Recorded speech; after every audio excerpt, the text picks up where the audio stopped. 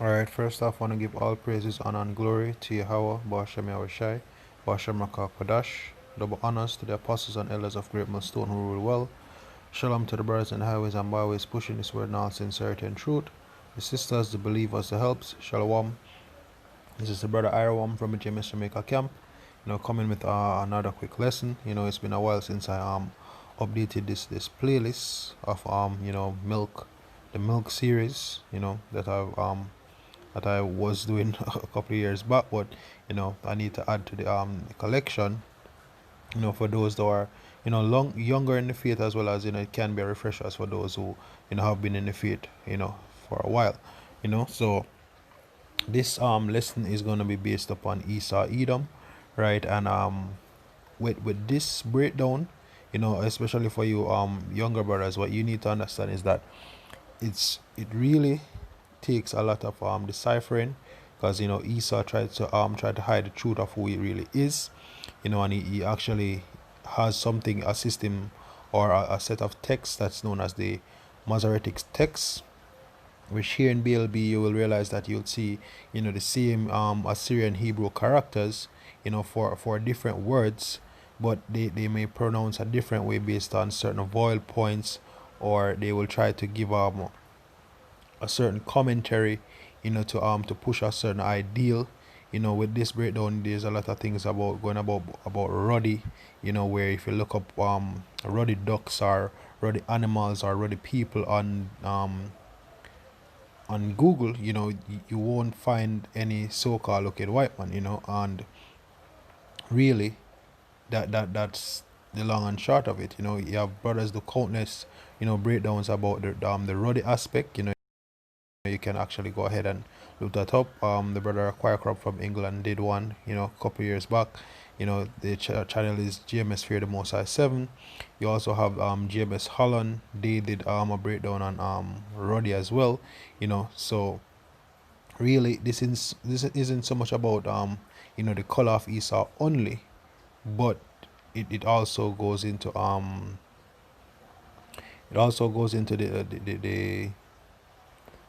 the characteristics, his blessings, and how the whole thing started, right? Also the as we said, the various definitions of the name, and it's a bit tech, because Esau tried to hide himself.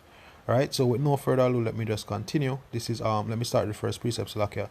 This is Genesis 25, and let's start at verse 23. And Yahweh said unto her, two nations are in thy womb, and two manner of people shall be separated from thy bowels, and the one people shall be stronger than the other people, and the elder shall serve the younger. Right, now we did the Jacob breakdown already within this series, so you may be familiar with some of these precepts, right?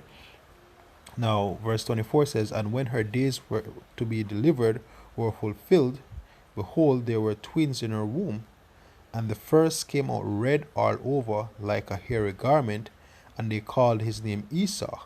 Now realize with Esau, the his description was that of color. So if when you go ahead and you look it up here in the BLB, you will see Esau going back to being hairy, right? But really, if you look down here, it says hairy rough, right? In regards to Esau and Edom, but the description that was given wasn't that he looked hairy, but it says that he came out red, and it gave a description. The brother Rakwayakram went through this in his lesson, that if you should Google what a red garment is, or red dye is, you will get the color red, right? As in actual red that we're used to, right? Because what with the Edomites, they have no melanin, so basically the layer of blood shows through the fat, and the fat and then you have the blood, the fat, and then you have the layer of skin, but there's no melanin on top, so you will actually see that flush red, right? And then outside of that as well is the fact that the word Esau, it actually means the word is actually Aisha, which actually goes back into what wasted away is he, or basically it's a wasted away red. It's a wasted red, so it would more goes to the color of pink, because as we know, nobody's actually red as in a bright red. Within the primary colors, red, green, and red, blue, and yellow, right? That red, no one is actually that red, right? Or that color of that shade, or tone of red. All right, so that's what Esau actually means, right? Now, as we continue the precept, so once again it says here. Now, the word here where it says all over like a hairy garment, it's the same word for Seir, which Esau dwell in Mount Seir, which is Sha'ira, right?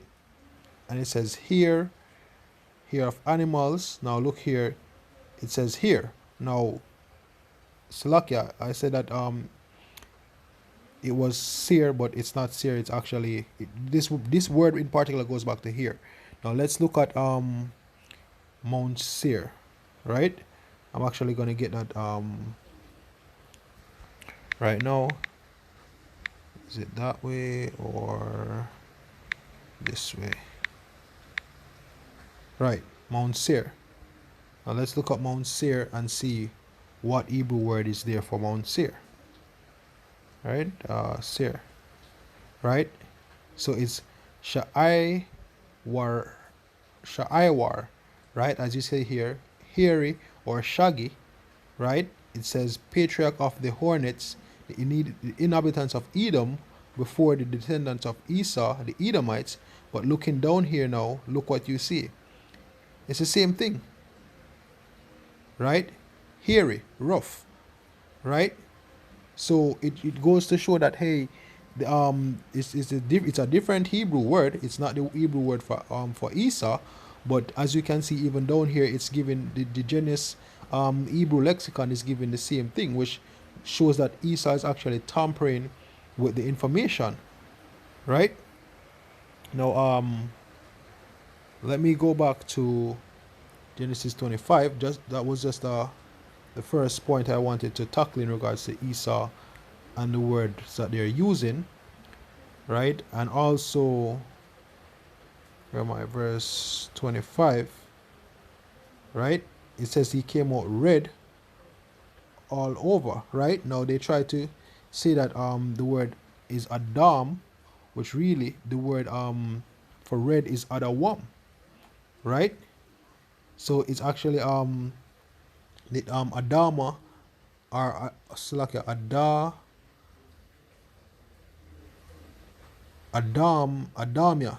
They try to say Adamnia, right? But that's not it. The word for the word for Esau, right? As he's trying to say Esau as an infant red ruddy, but it's Adawam. The Hebrew word for red is Adawam, right? So right there and then that's a red flag, right? Because Esau is, as it states, red, right? Adawam. Now let's continue, and it will keep on going. So let's see what other characteristics Esau has, right? Now jumping down to verse 27, it says, and the boys grew, and Esau was a cunning hunter, a man of the field, and Jacob was a plain man dwelling in tents, right? Now, as you can see, Esau, if you hear anything about those Edomites in America, the so-called white man, what always hunting, always at the range, always find his gun, he's the one that always do things by force, whether it be, he's basically, he likes war, he likes bloodshed, he can't get enough of it. So he's actually a skillful and cunning hunter, and Esau is known for hunting, right? Both on a spiritual standpoint, right? Game hunted, right? He always hunts, right? Always is on the hunt. He actually is hunting our people right now. Prey taking in hunting. He's hunting our steps with these laws. There are many things that Esau is doing right now with that he's hunting us, primarily Jacob, whether it be through food, through vaccine, beat our people with money. All these things is a very skillful and cunning hunter, and if you want to take it on a physical level, he's that as well, right? Hey, the so-called white man is known for hunting, so that's one aspect to show his spirit, right? And it says he's a man of the field. He's always in the woods, always hunting deer. Always, he's just a hunter, right? On many levels. Now jump into verse 29. It says, "And Jacob sowed pottage, and Esau came from the field, and was very and he was faint. And Esau said unto Jacob, Feed me, I pray thee, with the same red pottage, for I am faint. Therefore was his name called Edom." Right? Now, as you can see here, it says the same red pottage, and what's the word for red that they use here? Adam. Right? So everything that applies to Esau always goes back to what? Red or blood, because really the reason why it was red, because it was not finished, right? It was not finished, so he actually ate it, and it was not fully done, right? Also, Esau like his steak medium rare, in that it's not fully cooked, right? That's another spirit that we use, right? It says that same red pottage, for I am faint. It says, therefore was his name called Edom. Now when you look on the Strong's for Edom, it still gives the word Adam there as well, even though the word for red previously was showing Adam. So how many words will you use with different vowel points and strong with the same characters for how many different words? This is the same thing I was talking about earlier, referring to Esau using the Masoretic text, and many forms of deception to try to hide his name and even try to associate himself with Adam, right?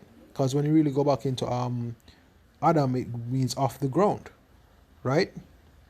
Now it says red, Edomite, Idumea, descendants of Esau, because Idumea or Idumean goes back to the Greek. That's the Greek way of saying Edom, right? And it also tells you about the descendants of Esau, right? And let's see here. Yes, it goes down to here now. Hold on.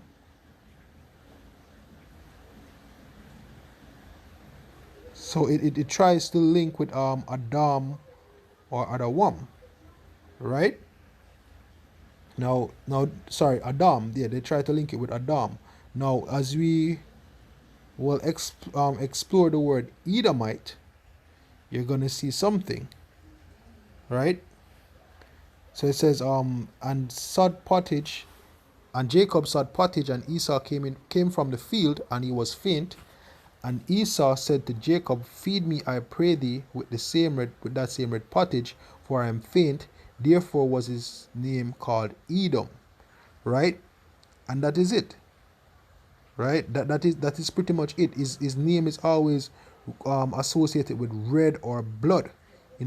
That's what Esau is known for. As we stated in verse 25, what was used to describe him wasn't the texture of it in regards to hairy garment, but it says he came out red. So it was actually, it's a reference to color, right?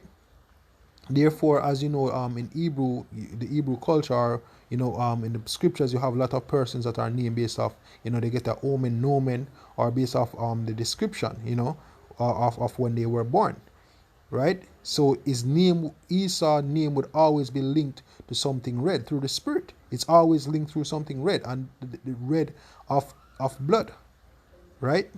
Now, let's look up the word Edomite.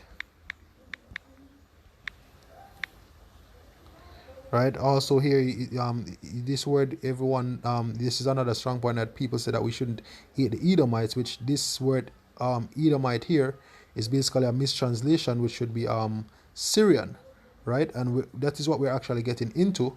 But I'm going to find a precept that that would link to Edomite. So this is 1 Kings 11 verse 14. And Yahweh stirred up an adversary unto Solomon, Hadad the Edomite. He was the king's seed in Edom, right? So let's look up the word Edomite here, and let's see something, right? So they put Adamia, right? But look here, as you go down in the Chaldees lexicon, right, it gives the descendants of Edom, the nation of the Edomites or Idumeans, and it goes down. Now look where they actually put the actual word for Edom. Now it says Arawam, Ara- Arawamiam, which is actually the Hebrew word for Syrians, right? Which was the same word that I said for the Deuteronomy 23 just now, saying that it should be Syrians. This is the word that it was confused with, the plural of the word Syrian, right? Arawamiam, right? And the Hebrew word for Syrian, the singular form of the word is Arawam, right? Now it says in 2 Kings 16 verse 6, an incorrect reading for Adawamiam, which is what? Edomites, right? So because the ra and the dust is similar, they're saying that in 2 Kings, 16 and 6, the word should be Adawamiam and not Arawamiam, right? So if the only discrepancy is with the ra and the da, that means that it was a it means that they're actually playing with the words, right? So if Edomites is Adawamiam, then what is Edom? Adawam, right? So just like how they mess around with the word Esau and try to link it with other words, it's the same thing they try to even do with the word Edom, right? So that is the trickery, right? That is the trap, as he's a skillful and cunning hunter. He sets traps for people. As we said, Esau is a skillful and cunning hunter on many levels, right? Now, the next thing that we'll use to to know what Esau is what he was blessed with, his blessing, right?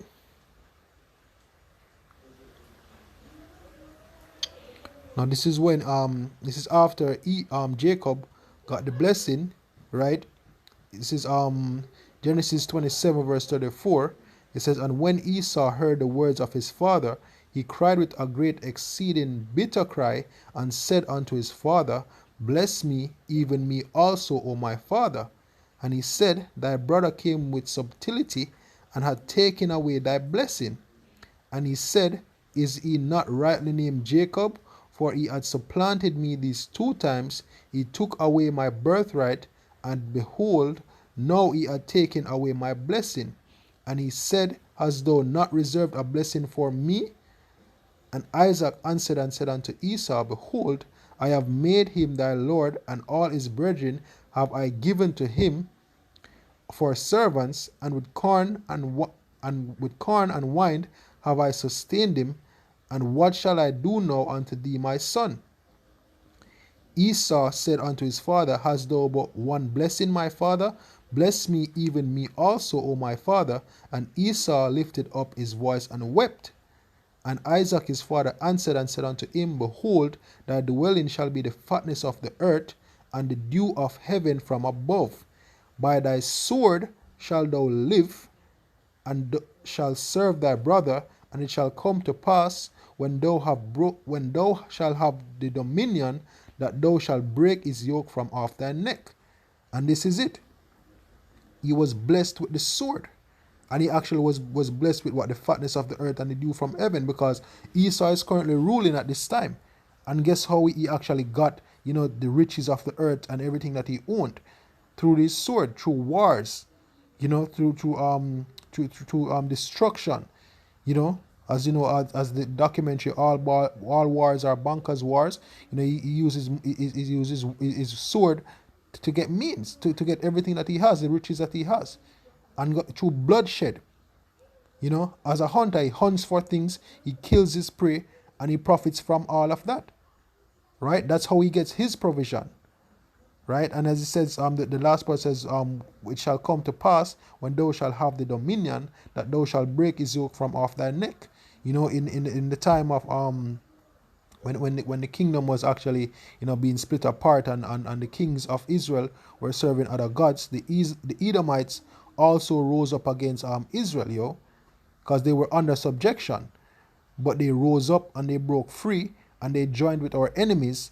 And throughout the years, they actually came up and ruled, by even in mingling with other nations, such as the Greeks, who were original Elamites, right?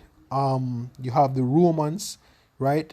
And then they came up in the after the Dark Ages, in the Renaissance period, they came up, and even up to now, right?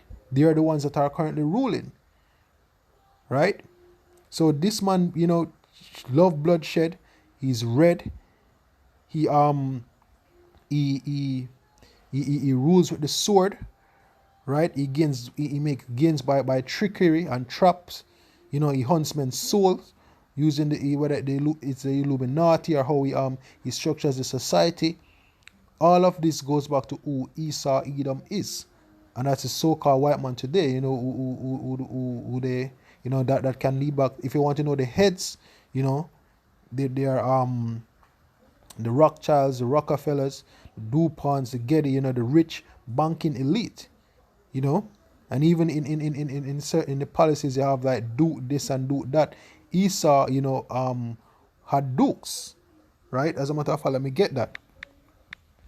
Those when they actually formed, they actually set up themselves as dukes, right? Uh, right. So this is Genesis 36, verse 19. After it lists out the lineages, and they say dukes this or dukes that, it says these are the sons of Esau, who is Edom, and these are their dukes, right? So originally the term duke, or the title of duke, was spawned by Edom, right? And we can see that in the even in the royal families and the upper class of Esau, right?